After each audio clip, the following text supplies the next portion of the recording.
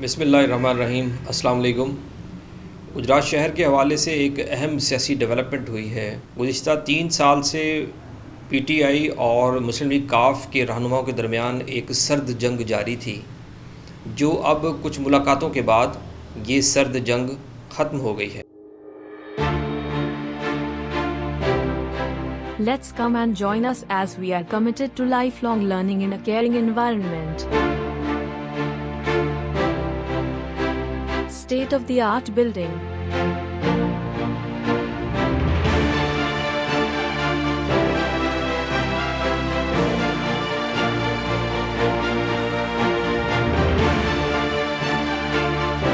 Serene and green environment.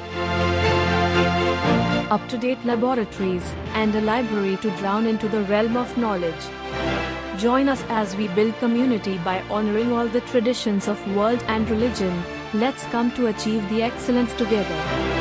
Mukabbir College. Glorify your future. Come to empower, depart to inspire.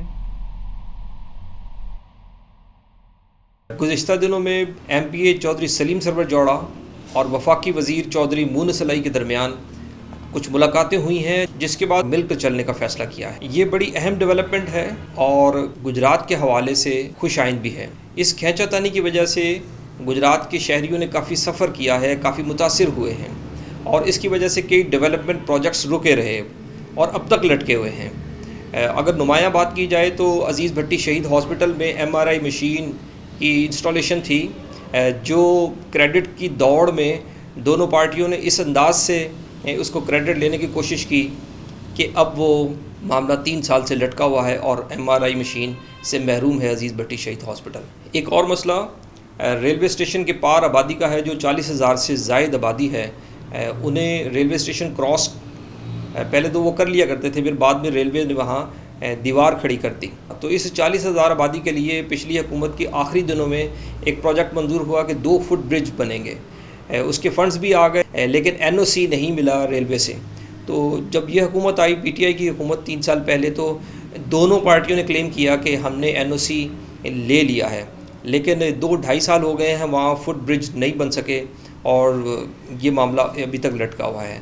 ایک اور بہت بڑا project 500 beds کا mother and children hospital کا تھا، جو اسی کشمکش کی نظر ہو گیا اور کریڈٹ کسی کو بھی نہ مل سکا۔ اس کے علاوہ جی ٹی روڈ کی ریہیبلیٹیشن کا معاملہ تھا، وہ اگرچہ اب اس کے فنڈز بھی منظور ہو گئے ہیں اور یہ کریڈٹ دونوں کا ہے۔